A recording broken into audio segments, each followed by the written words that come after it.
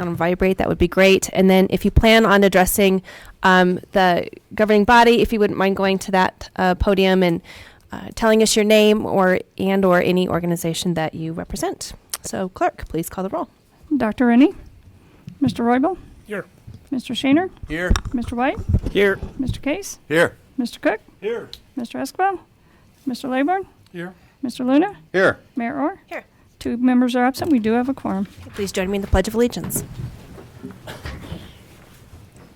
I pledge allegiance to the flag of the United States of America and to the republic for which it stands, one nation, under God, indivisible, with liberty and justice for all. Consent agenda. All agenda items listed with the designation of CA are considered to be routine items by the governing body and will be enacted by one motion. There will be no separate discussion on these items unless a member of the governing body so requests and support by 2 other members is received. Any item removed from the consent agenda will be considered in its normal sequence on the agenda. Thank you. Are there any items that any member wishes to have removed from the consent agenda? Madam Mayor, Mr. Laybourne. I wasn't here for Finance Committee, so I'd like to remove number 11. Concur. Okay, number 11, the resolution approving the outside user agreements with the county. That has been pulled. Anything else? Madam Mayor. Mr. Shaner. Due to number 9 being a matter going to the State Loan Investment Board, I will abstain. Okay, thank you for that. Anything else? Okay, do I have a motion to approve the consent agenda with the exception of number 11? So moved. Second. Moved by Mr. Luna, seconded by Mr. Cook. All those in favor, please signify by saying aye. Aye. Those opposed? That motion carries. Next item is number 6, public hearing to determine whether compliance of annexation conditions required by Wyoming Statute 15-1-402 exists for the north half of Lot 4, Williams Subdivision, Laramie County, Wyoming, located northeast of the intersection of Marshall Road and Story Boulevard. Okay, we'll start with the staff report, please. Thank you, Madam Mayor, members of City Council, Ton Hillenbrand, City of Cheyenne Planning and Development Department. The City of Cheyenne received a petition from the owner to annex the north half of Lot 4 Williams Subdivision to the City of Cheyenne on October 25th, 2019. This parcel is currently undeveloped and no new development actions are being proposed at this time. This property is located northeast of the intersection of Marshall Road and Story Boulevard. This public hearing is being held in accordance with Wyoming State Statute 15-1-402A. Pursuant to fulfilling the requirements in the state statute, staff asks the governing body to consider the following. The land proposed to be annexed is contiguous to current city limits. Specifically, this land is contiguous to city property to the north, west, and south.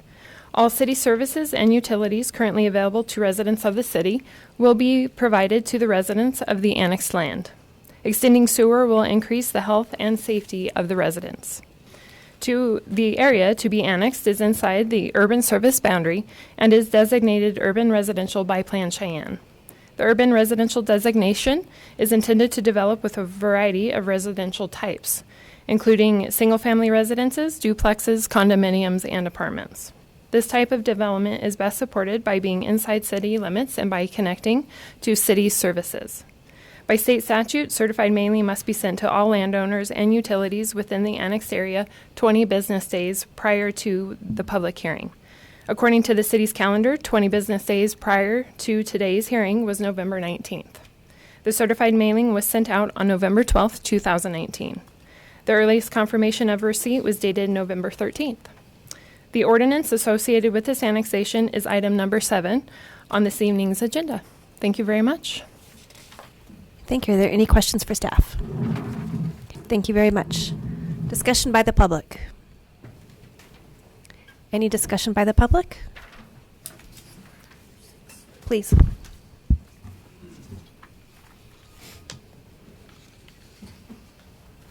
Good evening. Good evening. Ed Clark, 5211 Yellowstone. My wife and I, through an LLC, own the properties directly to the east of the subject property. And we do have some concerns. Number one, variances will be needed to allow for adequate fire truck access, garbage truck access. And at the last meeting it was presented, no attempt had been made to purchase additional property from the surrounding owners to improve the access. Our concern is for the safety of the neighborhood and also to preserve our property values.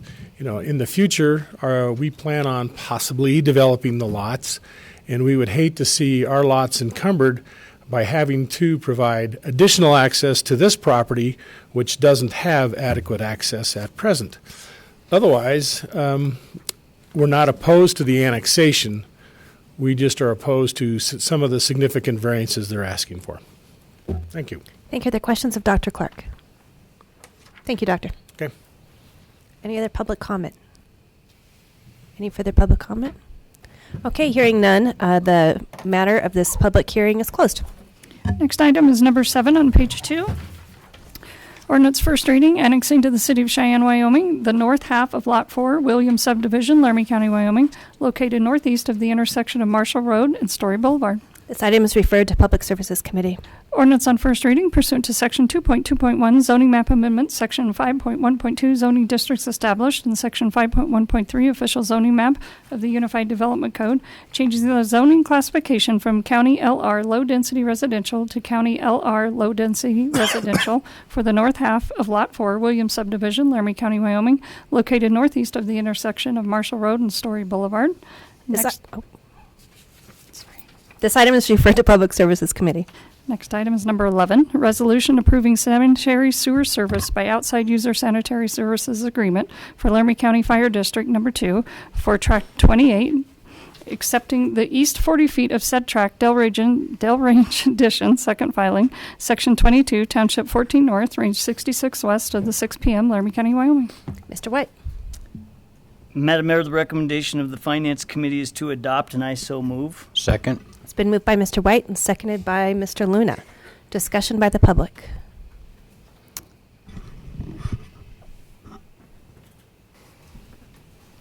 Good evening. Good evening, Mayor, Council. Rod Stone, 4011 Summit Drive.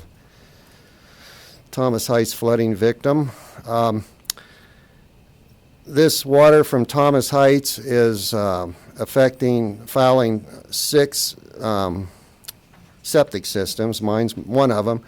My leach field is actually dented in. I had it redone in 2000, and it's smashing it in from the water. I'm assuming I've got damage there. I wouldn't know unless I picked it up or dug it up. But it was my understanding that the district was they're having major problems with all this water due to the Thomas Heights issue, and that there would be a pond dug on District 2 to get Thomas Heights up to code, which they're not, of course, and then they would get to hook up to the city, kind of a swap deal.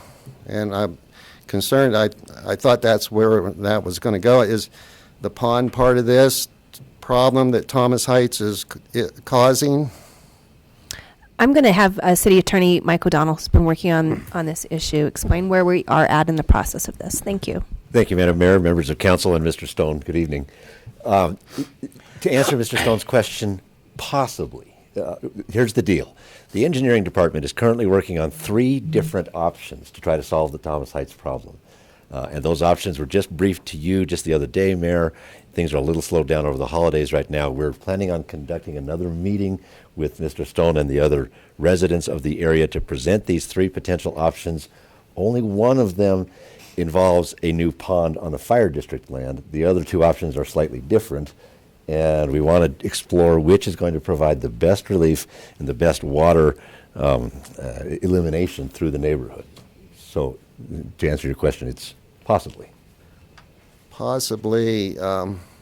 So possibly they'll be, the Guardian will have to bring their development up to code. It's a possibility. Well, what's going on now is a very cooperative, Madam Mayor, a very cooperative conversation among all of the players involved, the engineers, the contractors, the city, the county, and the goal is to reach a stage where the folks downstream from Thomas Heights will no longer be enduring the flooding that you've been enduring. Great. Perfect. Yeah. And I really urge the council to help District 2 with this issue. It's not nothing they did. They do need the city facility, and they are really a great bunch. They would do anything for any of you, and I would like you folks to really stand behind them. Okay, thank you, Mr. Stone. Any other public comment? Any other public comment? Okay, hearing none. Is there any question or comments by council? Madam Mayor, Mr. Laybourne. I have a question for the representative of the fire district. Good evening. Good evening, Jason Coyle, Laramie County Fire District Number 2 Fire Chief. Well, Chief, what sort of a situation existed on your facility with your sewer service prior to Thomas Heights construction? We went 11 years without ever having to service our septic system prior to the development next to us. And since then? Since then, we're now pumping it 2 times a week at a sum of $13,000 for the last 6 months. And why do you believe that change occurred? Well, the engineers have stated that the water saturation, and I'm not an engineer, I'm a fire chief, have stated that the percolation test has demonstrated that the water coming from our west has now saturated not only our drain field, but a good percentage of our property where we can't find dry area to place a new septic system. And our current septic system is right in that saturated area. And so is that saturated area under consideration for the creation of a detention pond? That section is not. The area that could be a proposed retention pond is to the to the west of our septic area, down the hill in a low area, adjacent to the Thomas Heights and our property line, and adjacent to one of their detention ponds. And so the district would be compatible with the creation of such a detention facility on your property? I think as the city attorney addressed, we've had those conversations and we're amenable to continued conversations to discuss solutions. Mr. Stone and the neighbors in the neighborhood are also impacted by what's evolved. And for us as a fire district and to participate in those conversations down the road are important. And so if we can continue those conversations with all parties involved, we're amenable to that. Thank you, Chief. Thank you. Okay. Madam Mayor? Any other questions for the chief? No, but I have a statement to make. Okay, any other questions for the chief? Just one. Mr. Madam Webber. Mayor, through you, Chief. How big is the property that the district sits on? We actually have 2 lots there that are adjacent to each other. It's 10 acres. 10 acres. Thank you. Mm-hmm. Okay, thank you very much, chief. Thank you. Any other questions, comments? Mr. Lidwin. Madam Mayor? Well, as we've heard, the situation at Thomas Heights is affecting, obviously, both the district and all other septic systems in the area. To the degree that major changes occurred, I certainly agree that connecting to the city system is the better way to go here. But is the message really getting through that we have a very serious problem there and it needs a solution before the next summer's rains occur? I think we all know what's happened out there. I think we know, certainly with the third-party analysis that came, that there was inadequate detention in the existing development, and that those people are being harmed. So I hope we're paying attention to that, because eventually, and I appreciate the effort that's being put forth by the city attorney's office, somebody's going to have to pay for it. And I believe that the somebody that should have to pay for it is a development that caused this problem. So obviously, this is one step in dealing with a problem in that area, but far from the only one, and really highlights the fact that the harm's already occurred. And it's occurred to those septic systems. I'm not sure what other factors are involved there, but we know what the problem is. I hope we can come to a reasonable conclusion and take some action expeditiously so that we don't have further damage to those properties. So again, I'm very much in favor of that outside user agreement, and I think it'll help certainly the district. But you got to remember that these other people don't have that option, and that their systems have been impacted just as the district has. So I guess we'll be following up on this and look forward to what the options are.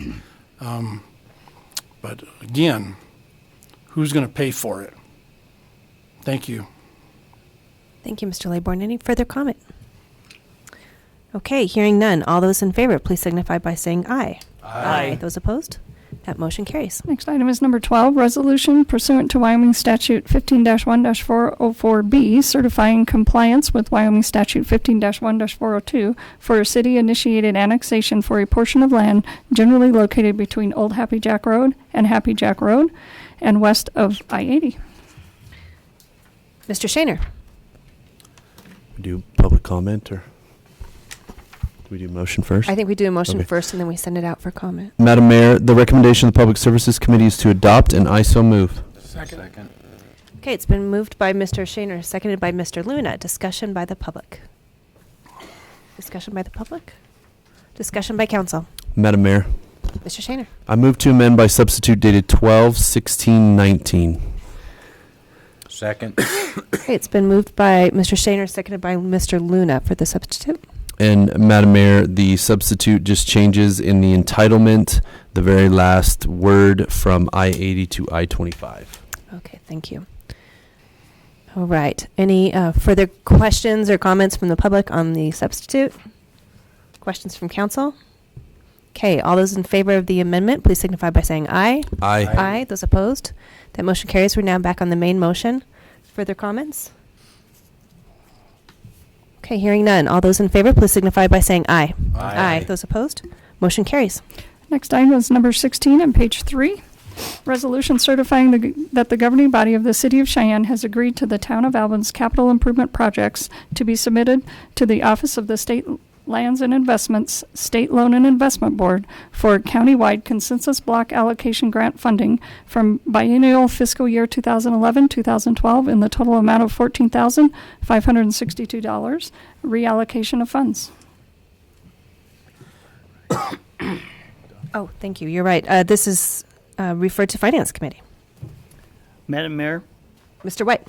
this item was reviewed under other items for the agenda Okay. at the December 16, 2019 Finance Committee meeting. Therefore, provisions of Title II of City Code have been met. Madam Mayor, Mr. White. the recommendation of the Finance Committee is to adopt, and I so move. Second. Okay, it's been moved by Mr. White, seconded by Mr. Luna. Discussion by the public. Discussion by council. Madam Mayor, Mr. White. just for my colleagues who weren't able to be at Finance, just some background. The mayor of Albin brought this time-sensitive item to us. It is their desire to access or put out an application to the SLIB board for some funding for infrastructure in the town of Albin. And us expediting this on our agenda and approval tonight certainly just allows us to be a good county partner with the town of Albin. And so I would recommend to my colleagues approval for this. Okay, thank you very much. Mr. Shaner? Yeah, Madam Mayor, I'll abstain due to it going to SLIB. Okay.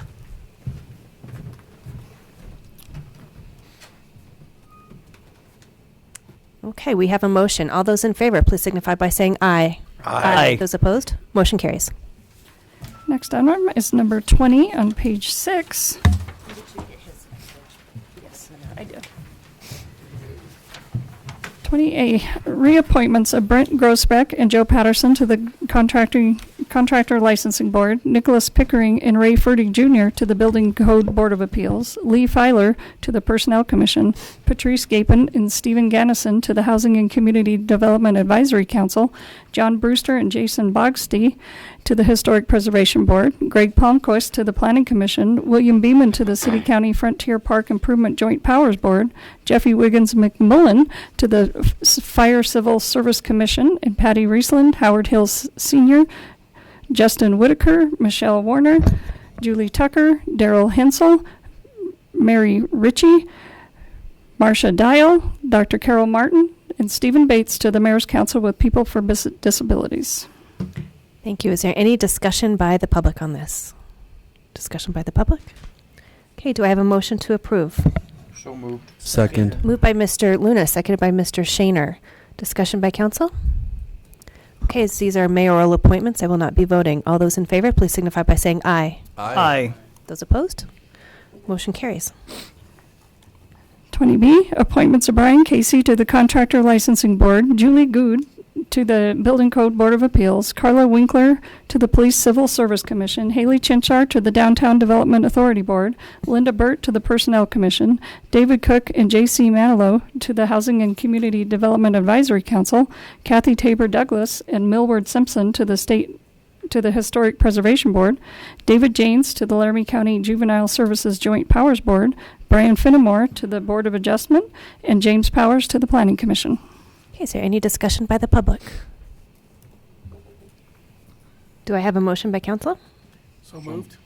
Moved by Mr. Voibel, seconded by Mr. Luna. Discussion by council. Okay, hearing none again, as this is a mayoral appointment, I will not be voting. All those in favor, please signify by saying aye. Aye. Those opposed? Motion carries. This long list of tonight really speaks well of how incredibly involved our community is. These are all volunteers that come in and serve their time to the betterment of our community. So thank you to everyone. Next item is 20C, appointment of Anthony F. Ross as Senior Municipal Court Judge effective January 3rd, 2020. Any discussion by the public? Welcome tonight, Mr. Tony Ross. Discussion by the public. Okay, do I have a motion to approve? Move to approve. Second. Moved by Mr. Roybal, seconded by Mr. White. Discussion by council? Discussion. All right, all those in favor. Again, as this is a mayoral appointment, I will not be voting. All those in favor, please signify by saying aye. Aye. Those opposed? That motion carries. 20 Welcome. 20D, voucher report. Comments from the public? Comments? Oh.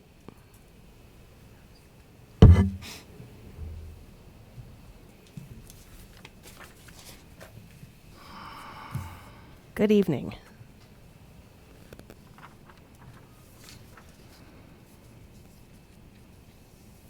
Welcome, Mr. Cole. Thank you. Thank you. I like what you did on Mountain Road up in the Bluffs and Central West area. However, the contractor has left a pile of dirt at the very north end of Mountain Road. It's up in the area where I'm developing. It's not my junk. It's on the pavement.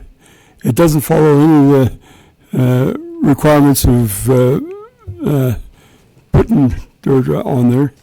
So I hope that before you pay off the contractor, you get him to clean up that whole area right at the north end of Mountain Road.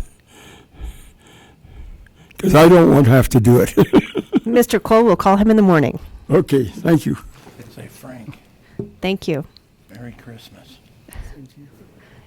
All right. Any further discussion by the public on vouchers? Discussion by council.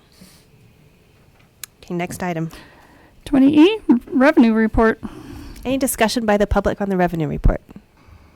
Any discussion by council? Okay, hearing none. Next item. 21, other business. Mr. City Attorney.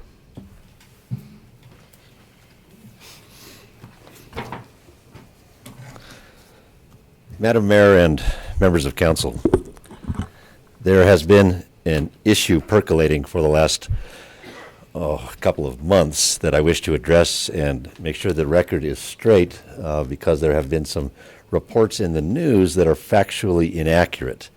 I refer to a petition that was filed by James Johnson, a candidate for mayor, and signed by a number of other folks. The allegations of the petition are particularly scurrilous as they attack the actions of a city employee, a dedicated city employee, your purchasing manager, and they do so in a way that is completely outside the bounds of the law. So what I wish to do this evening, with your permission, is to set the record straight. First, we'll begin with what happened. What happened is that the mayor in August declared an emergency to try and attempt to remedy potholes about the city and authorized the expenditure of $250,000. The city engineering department, in accordance with the emergency procedures, solicited bids to perform the work, received only 2, even though 3 entities were contacted. The low bid was accepted by the engineering department, and the high bidder was disqualified because the bidder could not complete the work within the time that was needed and that was set out in the request. Once the low bidder had been chosen, the engineering department then negotiated with the low bidder to reduce the quantities that the bidder was providing based upon the unit prices provided by the bidder to get the total price down within the $250,000 proposed by Your Honor. The reduction in the scope of the bid was done exactly in accordance with the unit prices that were on that bid, so that there was no change in the bid prices. It was just a change in the bid quantity. Once that process was done, the matter, as is required, came before the governing board for approval of the contract. Anything over, in this context, over $35,000 requires governing board approval. The governing board declined to approve that particular contract. There never was a contract, and the matter just died. There were no emergency pothole repairs in the city of Cheyenne in 2019. Then a petition was filed by Mr. Johnson pursuant to a statute 15-1-113J that is essentially a malfeasance statute, and the petition alleged that a contract was entered into after Simon Contractors, the low bidder, was provided the opportunity to revise their bid, and alleges that the same opportunity was not provided to the high bidder. Several weeks back, the governing board asked the city attorney's office, through me, to investigate the issue and to make a recommendation to you of my legal opinion. I did so, and I have recommended to you that you dismiss this petition for the reason that it does not properly invoke the language of the statute, and it does not do so because of several reasons. First, there was never a contract entered into, and the petition alleges there was. That's not true. Secondly, the purchasing manager for the city of Cheyenne does not enter into contracts. The purchasing manager drafts documents at the instruction of other elements and departments of city government. And finally, and most perniciously, the petition seeks to lure the governing body into an action that is in fact in violation of the statute. What the petition seeks is to have the high bidder be provided the opportunity to adjust its bid prices after the low bidder's numbers were made public.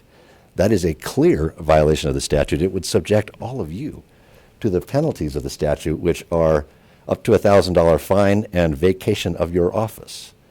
The petition is really, really poorly presented, and I want to make that very clear to all of you and to the record tonight.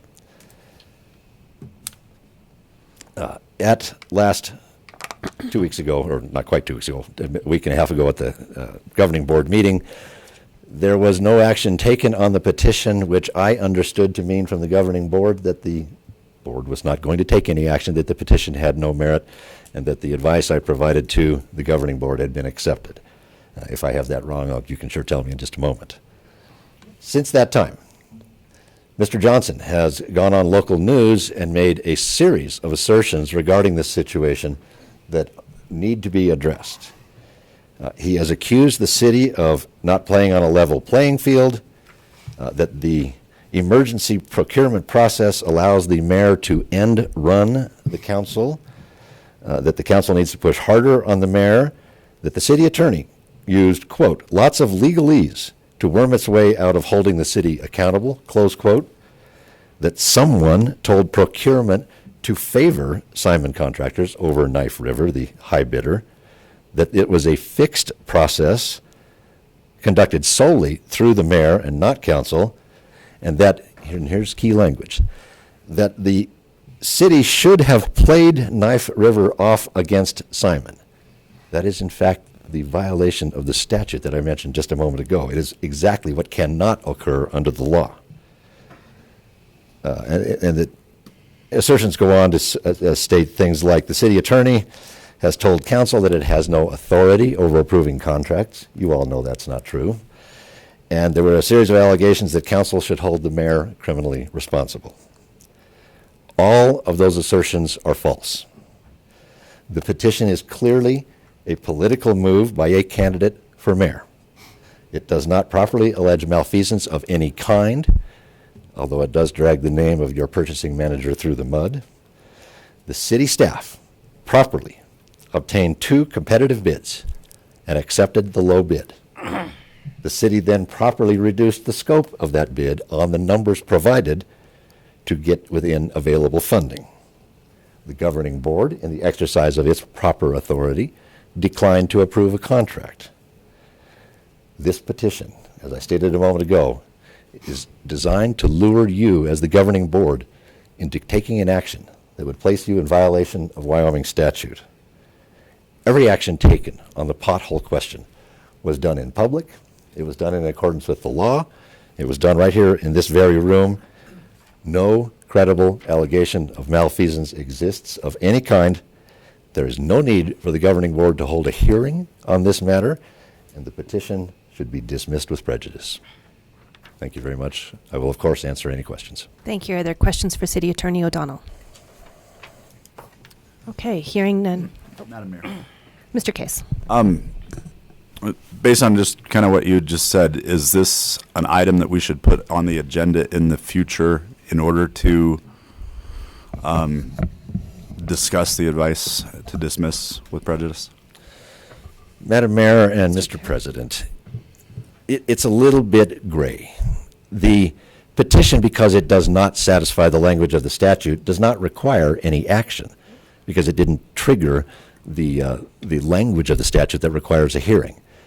If you, as a body, would choose to have it addressed as an agenda item, I think you certainly have that prerogative, which you are not required. You're not required to do so. Thank you, Mr. Attorney.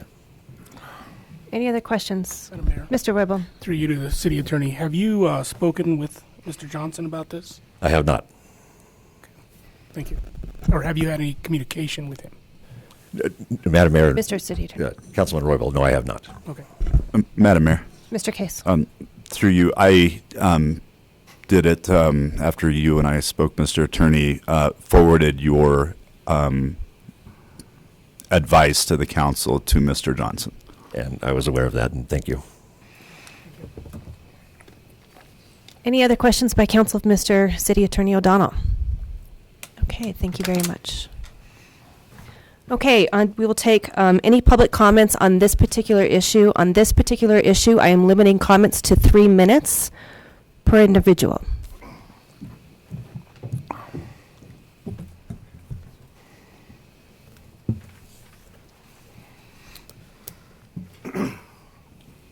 James Johnson, Ward 2, the one that was just slighted by the mayor's attorney. First thing I want to point out is the fact that I did not intend this petition to target Knife River versus Simon Contractors. The purpose of the petition was to ask the council to address this issue in a public hearing. That was the intention of this petition. It was not to violate further statutes by going back and revising a contract that was not approved.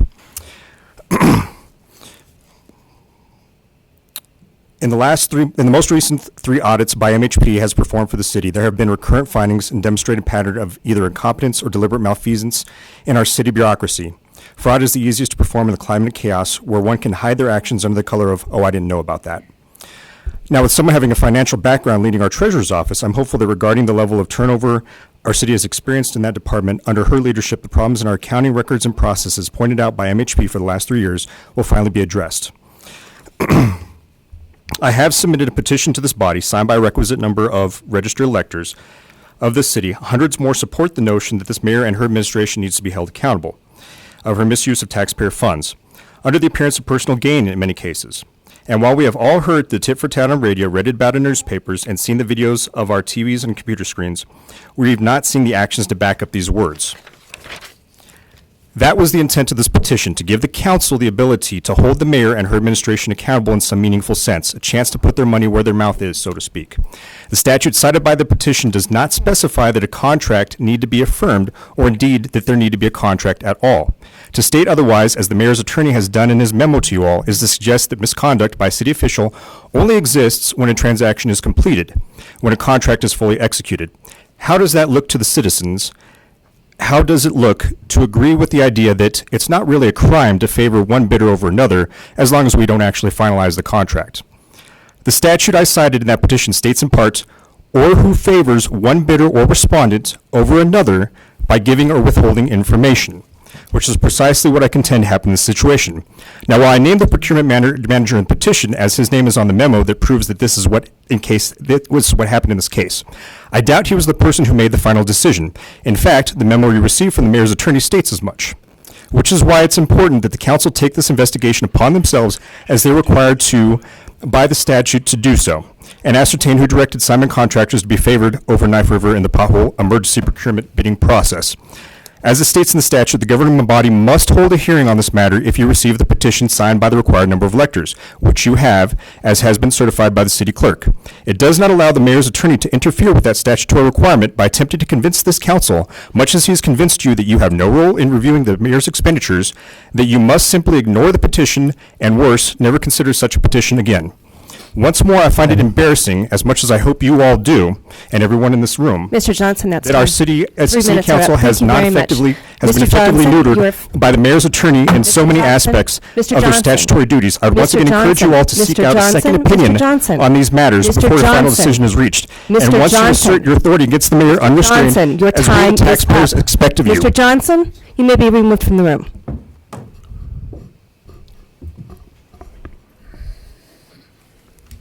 Is there any other public comment on this matter? Any further public comments? Okay, hearing none. Any other further business to come before the council? Madam Mayor. Yes, Mr. So, Shaner. follow up to council. I'm trying to process all of this through you to the city attorney. But what I'm concerned about is the petition being signed by so many people and sort of just dismissing it on a technicality. And what my question to you would be, if we don't render a conclusive decision as is contemplated in this statute, do they have any way to appeal or seek redress from the courts if we don't do anything with the petition? I mean, do we at a minimum need to make a finding that we find this petition defective and therefore does not invoke this statute, so they have something to seek redress if they so desire? Madam Mayor and Councilman Shaner, a very good question. This is an anomalous statute in Wyoming law. It does not provide a further remedy as many of our statutes do. There is no review process, whether you take action or not. The only kind of action that would be available to any sort of a person who questions the nature of the statute would be a declaratory judgment action on what the statute means. That doesn't necessarily solve this particular problem.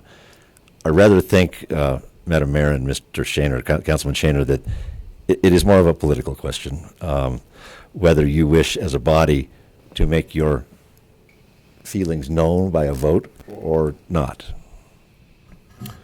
So, Madam Mayor, Shaner. through you to the city attorney, and I'm looking at subsection K. And so it says if an officer or employee is charged, the officer or employee may have the finding of the governing body appealed to the district court. So then is it your opinion that the opposite, the petitioners do not have that same ability to appeal to district court, only the officer or employee? And Madam Mayor and Councilman Shano, that is precisely so, and Okay. you would know the legal doctrine that once we begin to make a list, if you don't put something in a list, it's intended to not be Okay. part of it. Okay. Thank you. Okay. Any further questions or comments by council? Okay.